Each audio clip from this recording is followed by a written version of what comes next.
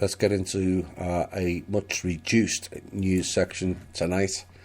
A few things that need to be covered, and then we'll get into some Q&A, and then I'm going to focus on the THI state and country groups before we go into a fairly substantial list of intel.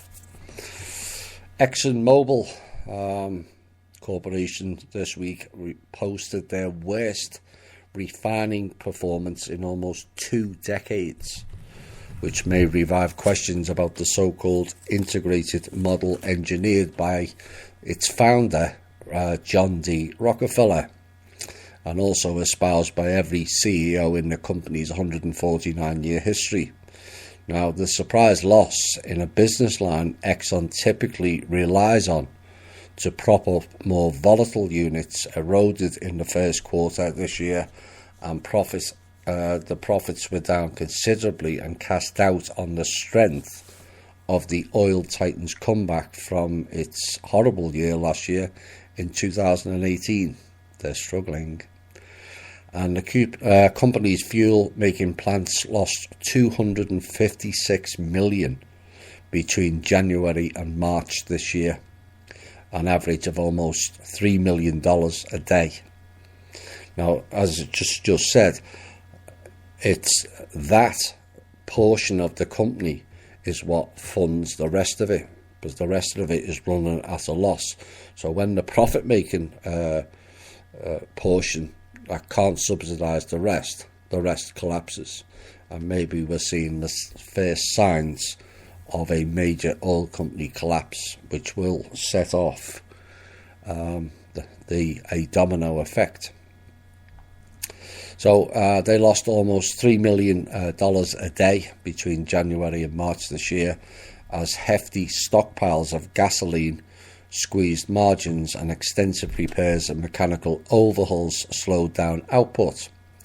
Now, Exxon's chemicals business also disappointed investors with a 49% slump in profit. Now, according to the RBC Capital's market analyst, said in a note to clients titled "A Downstream Shocker," clearly the corner is further away than we expected, and we expect this to lead to underperformance in the near term. The shares slumped 2.5% after earlier slipping as much as nearly 5%. And Exxon's disappointing refining and chemical results overshadowed what it says a booming crude output from wells in the Permian Basin of West Texas. No, it's not a booming crude output coming from West Texas and New Mexico. What that is related to the intel given, was it last week or the week before, where they're shipping in oil stolen out of Iraq, parts of Iran and other places. That's why it's booming there. It's fake. And daily worldwide production increased 2.4% to the equivalent of 3.9 million barrels from a year earlier, aided by an almost 140% surge in Permian output. It's not Permian. Permian is the West Texas. It's not Permian output at all. It's delivered oil that was stolen. Per share earnings were 55 cents compared with 72 cents a year earlier. And the last time Exxon's refinery lost money was 2009. And the first quarter shown was the worst in data going back to 2001. Nice to hear the oil people are in trouble, and this is why your gas prices have gone up. So, when people often come out with blanket statements, just get rid of this, they don't realise the knock-on cause and effect. It does have implications elsewhere, which too often people don't think about. Donald Trump weighed in on the recent measles outbreak last week, appearing, quote-unquote, to do an about-face on his previous claims linking child vaccinations to autism. And according to this piece, he says they have to get the shots. The vaccinations are so important. This is really going around now. They have to get the shots, Trump told Clinton News Network Joe Johns on Friday when asked what his message was for parents. Now, measles cases in the United States have surpassed the highest number on record, according to the Portal people, since the disease was declared eliminated nationwide in 2000. That means that the World Health Organization reintroduced it. And I'm not joking either. As of Monday, the US Centers for Disease Control and Prevention reported 626 individual cases of measles confirmed in 22 states. And this includes illnesses reported by state health departments to the CDC through the 19th of April, therefore does not include cases reported since then. Now, on Wednesday, a Clinton News Network analysis of data from state and local health departments put the total number of cases at 681 out of 330 million. Just to put it into perspective, I wouldn't pay much attention to Trump's input on that, to be honest. US President Donald Trump said he will withdraw his country from the International Arms Trade Treaty this week.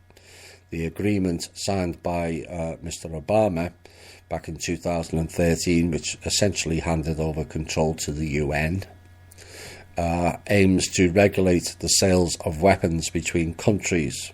Yeah, like that works. Now, the US National Rifle Association says the treaties amount to international gun control and is a threat to America's Second Amendment right to bear arms.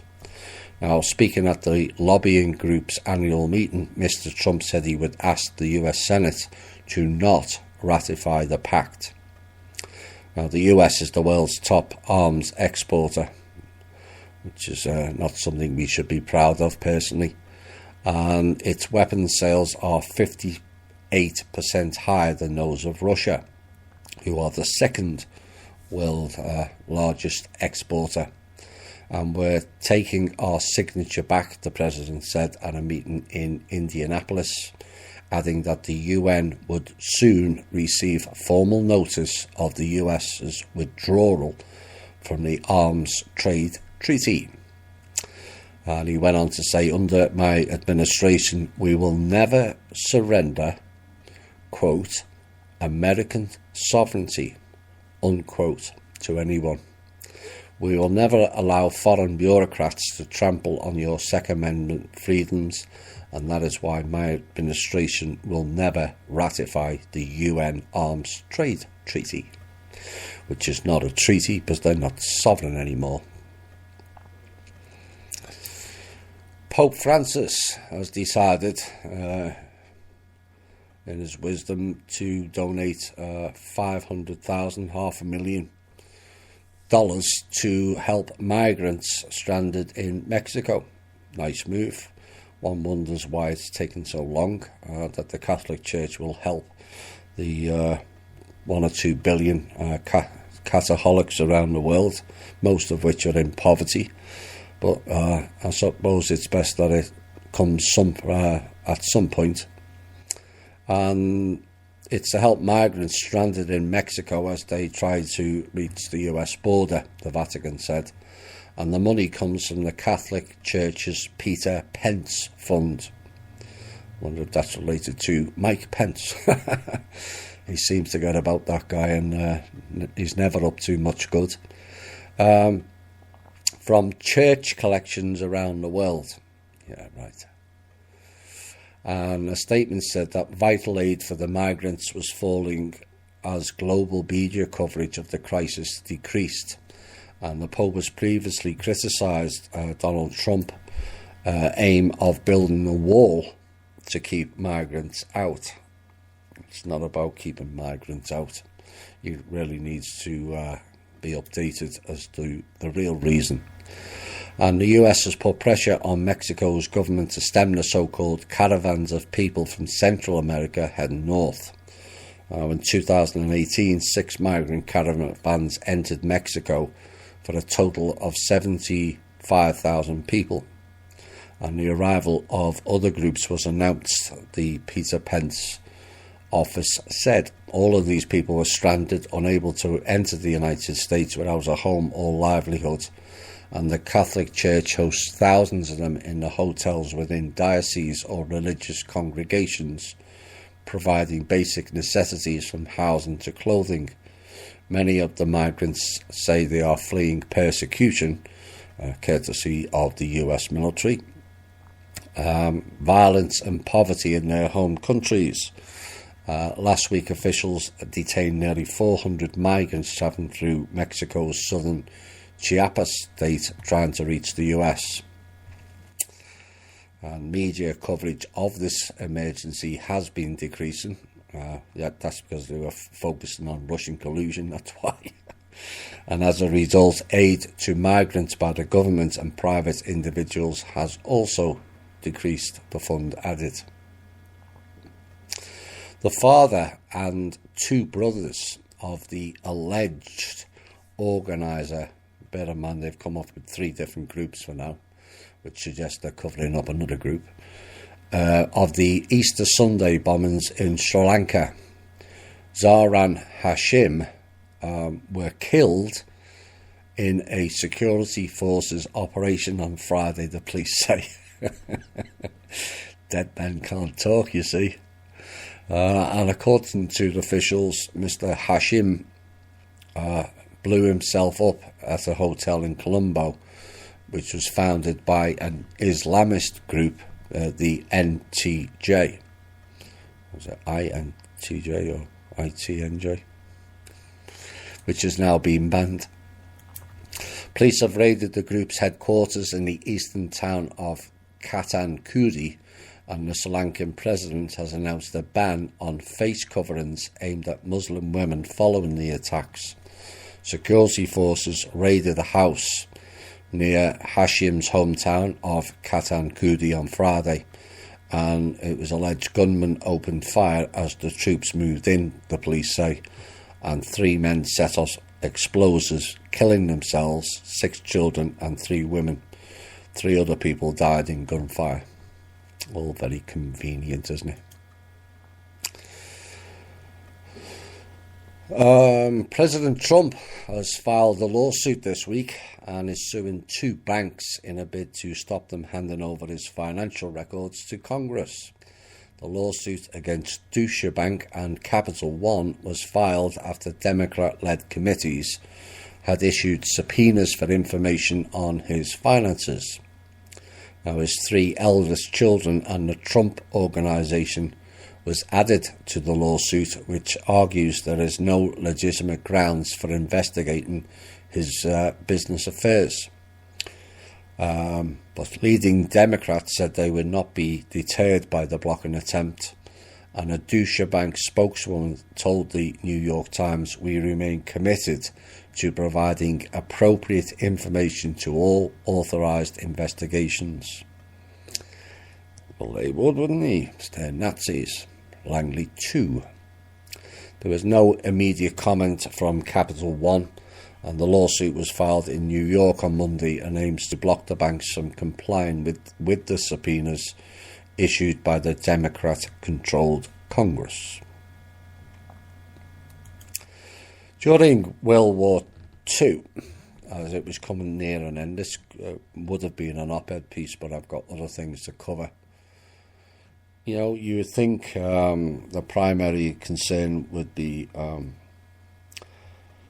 healing or getting people's lives, Dutch people's lives, back in order.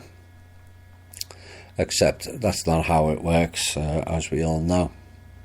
And as World War II neared an end, Dutch Queen Wilhelmina sought a deal with the Nazis to save the Belgian royal family. Let's all look after who they think is important. This is according to newly published diaries of her foreign minister. Now, by late March 1945, Belgium and the southern Netherlands had been liberated, but Belgium's King Leopold III was being held captive in Austria. Leopold's mother feared that the Nazis would murder the family, so Wilhelmina considered a possible exchange.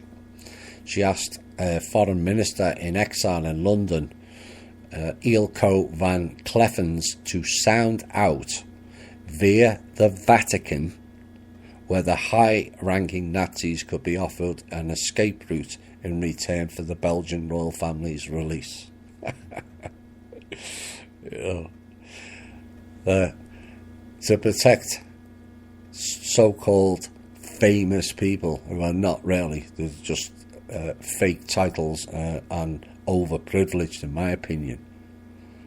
They're going to let the same people who bludgeoned the Dutch people just go free. This is what they do. This is according to Michael Raymond, who has just published the Minister's Diaries. And the revelations shed further light on how top Nazis were trying to negotiate their escape from Europe in the dying days of the war. Many high-ranking Nazis were successfully spirited away to Latin America, including Adolf Eichmann, Joseph Mengele and Klaus Barbie, and Mr. Hitler also. Until now, we have never heard of the Dutch playing a role, said Mr. Ryman's, whose book, Majesty, You Don't Know Real Life, features the diaries.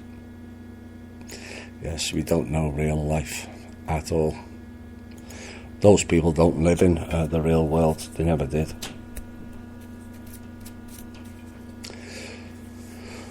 The mayor of Baltimore has resigned today, a month after taking a medical leave amid a growing scandal over sales of her self-published children's book series. That sounds like it means something else, that, to me. Now, Miss Pugh submitted a letter of resignation today and is effective immediately, according to attorney Stephen Silverman. She did not attend, and Silverman took no questions. Pugh's defiant pledge last month to return to work gave way after federal agents raided their home and the City Hall office a week ago. She is expected to become the second Baltimore mayor in a decade to quit in the face of criminal investigations. Final news piece, which is more to do with the comment that follows, rather. The new theatre and film box offices contains an awful lot of Marvel characters, the Avengers and etc. And the latest one, Avengers Endgame, broke $500 million barrier in China on Thursday, becoming the most successful foreign film ever in the country after just over a week in theatres and easily eclipsing the previous title holder, The Fate of the Furious. What's kind of interesting is how people are fascinated by these particularly comic series, because what those comic series are about are the very beings who mess with humanity. All of them. All the gods. They're your gods of the past, all wrapped up in a little comic book, the Batman, etc. It's kind of from an overview point of view how people are entranced by the gods, and every one of them didn't give a monkey's shite about us and mistreated us rather badly.